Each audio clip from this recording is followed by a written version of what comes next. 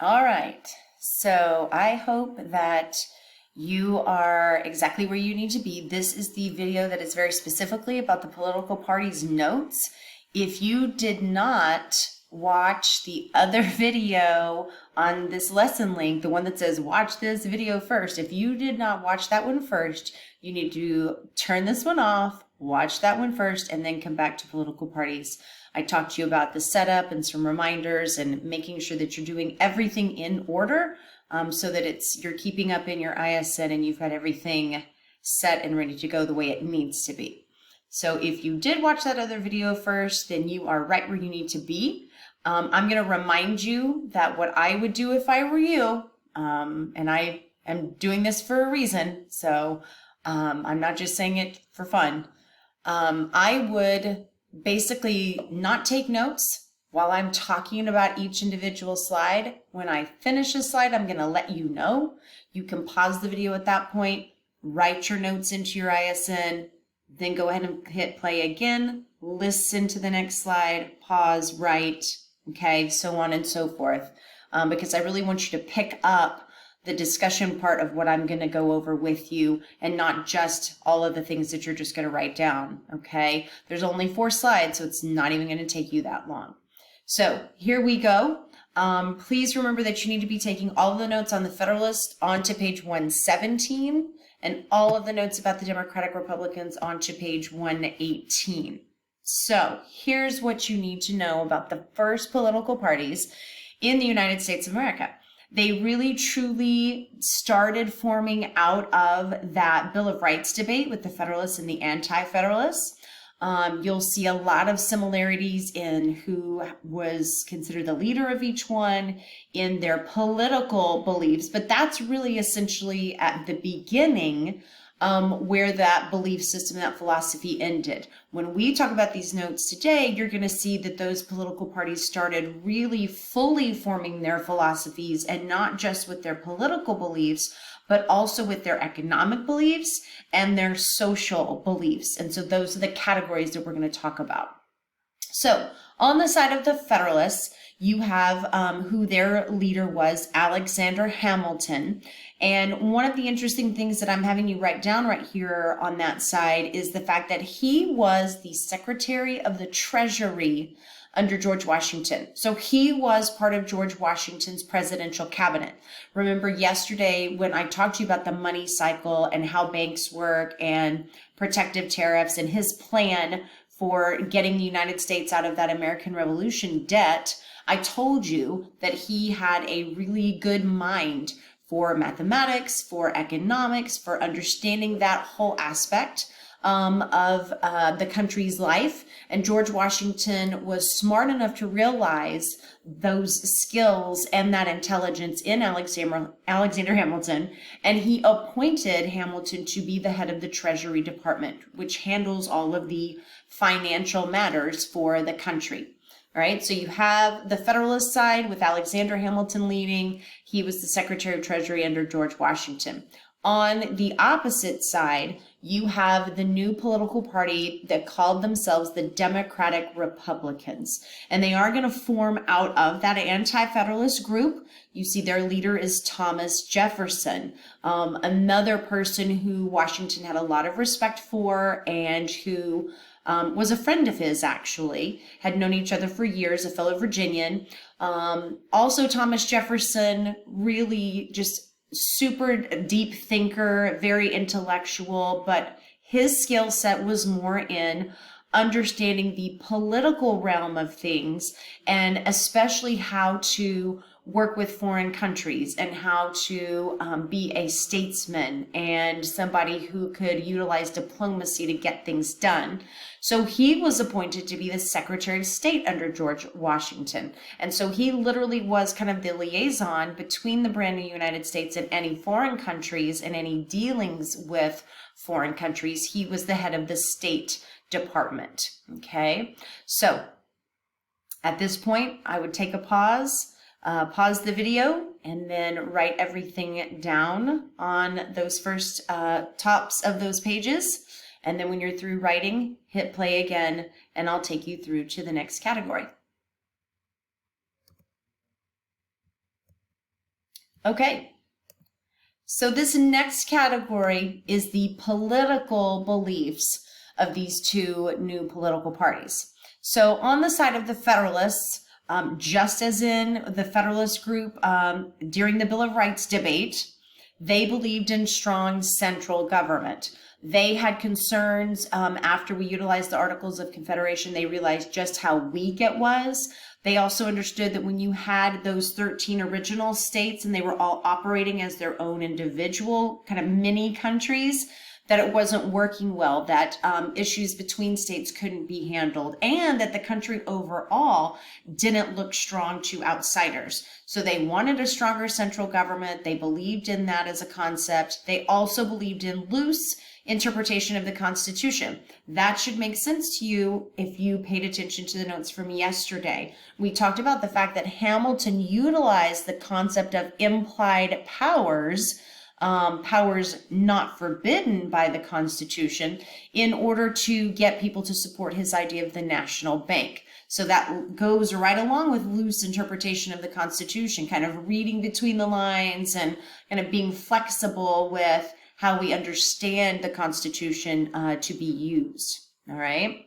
Whereas on the Democratic Republican side, much like the anti-federalists, they believed in more strong state-level governments. They were much more afraid of a centralized government becoming more like an elite leadership, or like a king, or like a parliament structure like they had in England while we were colonies. They also believed in strict interpretation of the Constitution. So they didn't really believe in the concept of implied powers. They believed that the Constitution told you, each branch, you can do this, and then there were a few things that it specifically said you cannot do this, and everything else was out of the question. That's what strict interpretation means. It means we're not going to kind of guess what those founders could have meant by that. We're going to literally look at what it actually says, and that's all we're going to use to determine what the government has the authority to do. So strict interpretation of the Constitution, again, those beliefs coming really straight kind of out of that anti-federalist group. So take a pause here, make sure that you put political beliefs as the heading for the category here with those bullet points. And then as soon as you're finished writing, hit play again, and we'll go on to the next category.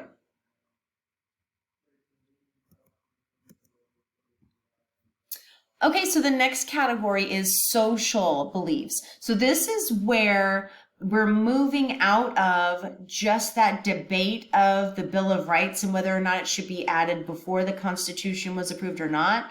And now we're moving those groups into actual political parties. They didn't just have thoughts on one little issue that they were debating and that was it. No, now they are fully forming their whole ideology, their whole philosophy, and it's going to really kind of start to separate the citizens of the country into these political party groups, okay? The social beliefs is one of kind of those areas where it really started to separate people out. So on the side of the Federalists, you'll see kind of their motto and their thinking was a powerful government makes a strong nation, which I kind of just talked to you about under political beliefs. When you have a country with many states or many provinces or many districts, and all of those states and districts are battling against each other and trying to do their own thing, it makes your country as a unified nation look very weak, especially to outside forces, to foreign countries, to people who might be interested in taking over, okay?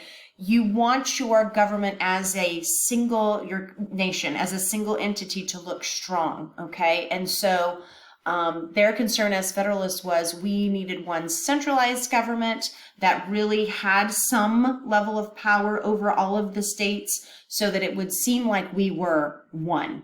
Okay, not just 13 individual states or 15 individual states or 20 individual states operating on their own completely. We needed some kind of unifier, and the government was going to be that unifier to the Federalists. The Federalists also believed that the wealthy and the well-educated should be the group who were leading the nation. Okay, of course, the Democratic Republicans are going to have big issues with that because this seemed kind of king-like, kind of elite-like, very much like the monarchy and the royal family, or even just the parliamentary setup in England that we had lived under as the colonists. But the Federalists were coming kind of from this idea that those who were well educated would possibly understand the government structure better, that they would have a background and a level of knowledge that would help them to be able to make more sense out of government and how it should operate, and that they would have the nation's best interests at heart. That's kind of what their thinking came from when they were leaning toward the well-educated and the wealthy leading the nation. They were also very pro-British. They were still a little bit more supportive of Britain, Great Britain, and England in their battles with France. And a lot of that is because the support for the Federalists is mostly coming from that New England region of our country. So Maine and Vermont and New Hampshire and New York and Rhode Island and Delaware and Connecticut and Pennsylvania and all of those areas, New Jersey. And in those areas, the business, the industry was how people were making their money. So they were making products, they were making goods like teapots or blacksmith wares or hats or clothing or furniture. They were actually manufacturing items, and a lot of those items would get traded and sold across the Atlantic with the people in Great Britain. So they're going to be more supportive of Great Britain in that war with France because they have trade with Great Britain, a lot of trade with Great Britain. And so they don't want that to go away. They don't want France to win the war and take over England because that loses their trade deal. Okay, so that's the Federalist side as far as the social beliefs goes. On the Democratic Republican side, you're going to see it's a very different story. Their mindset and their motto and their mentality was more of, I'm for the little guy, what we refer to as the common man. So basically average everyday citizens like you and me, people who were from the lower class, people who were from the middle class, mostly people you'll see down here from the southern region and the western regions who are going to end up really being more of the farmers and the land workers and the land owners. Those are the people who leaned more toward the Democratic Republican side. They literally really wanted their own individual personal freedoms constantly guaranteed. They wanted government to stay out of their lives and let them just live their life the way they wanted to. But they also believed that they should have a say in government. This is going to be the group of people who really that patriot group in the American Revolution drew from.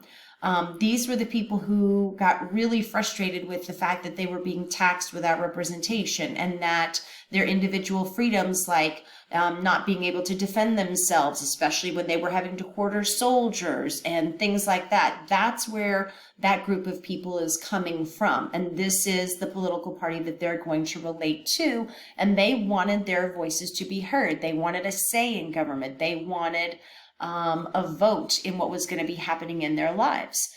So they relate much more to the French side of the situation in Europe, especially as France was going through the French Revolution, because that's what they were revolting for. They were revolting against their government because they wanted individual freedoms as well. So you can see some differences really developing here in the citizenry of America with those social beliefs. Okay, so take a pause here, write those down, and then we'll move on to the last category.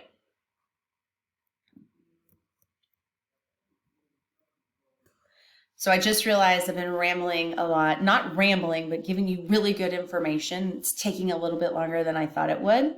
So I'm going to wrap this video up right here. I'm going to do one more teeny tiny video where I go over these economic beliefs as the last part of your notes. So hang tight, switch to the next video and we'll finish this up real quick.